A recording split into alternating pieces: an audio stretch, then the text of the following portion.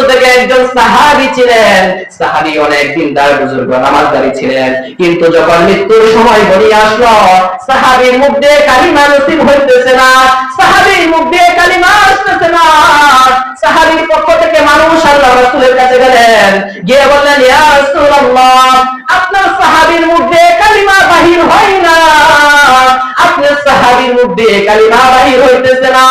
তখন আল্লাহ রাসূল হযরত আবু বকর এবং আলীকে পাঠাইলেন, যাও গিয়ে তাকে কালিমার তাশকিল দিয়ে আসো, তার মুখ দিয়ে যেন কালিমা বাহির হয়। কিন্তু তার মুখ দিয়ে অনেক চেষ্টা করার পরেও কালিমা বাহির করতে পারলেন না।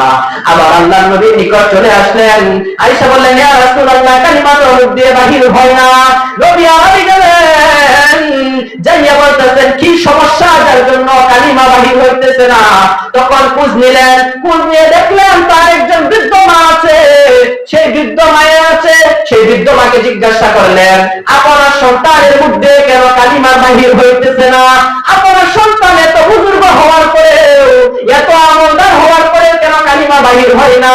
তখন ওই মহিলা বললেন, ইয়া রাসূলুল্লাহ, আমার এই সন্তান সে তার মা আমার যে কথা আছে সেই কথার উপর সর্বদা তার স্ত্রীর কথাকে প্রাধান্য দিত, এজন্য আমার মনের মধ্যে কষ্ট লাগতো, যার জন্য আজকে কালিমা নসিব হইতেছে না।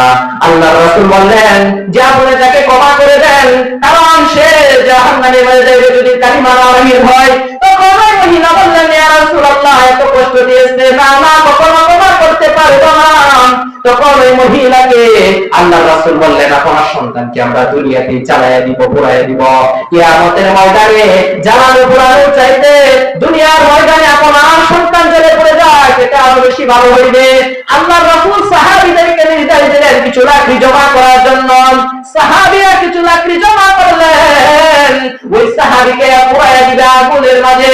এমন সময় মালিক বলতেছেন, না না না, আমার সন্তান আমার চোখের সামনে এরকম ভাবে পূর্বে আমি সহ্য করতে পারবো না, আমি আমার সন্তানকে মাফ করে দিলাম, আমার সন্তানকে মাফ করে দিলাম।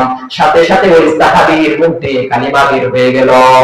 মুহতারাম হাজিরিন, এরকম ভাবে মায়ের সাথে অবাধ্যতা করার কারণে ঈমান নসিব হয় না। এজন্য আসুন আমরা মা বাবার সাথে সুন্দর ব্যবহার করি, তাদের সাথে উত্তম ব্যবহার করি। যদি তাদের সাথে আমরা নাফরমানি করি, তাহলে আমাদেরও এরকম অবস্থায়